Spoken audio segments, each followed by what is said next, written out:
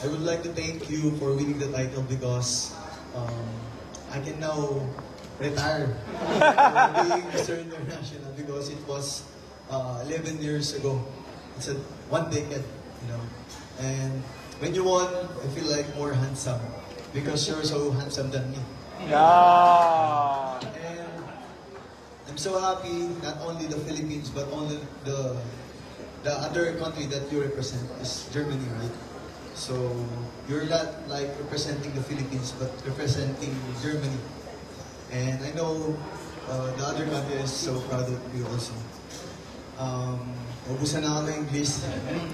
And yun lang, Kirk, continue and take good care of your title when you're going in or doing everything in the other country because it's not you are representing Mr. International but the Philippines. You can meet, you will meet different country, different culture, different people. Show them how Filipino are very hospitable, how very good and everything.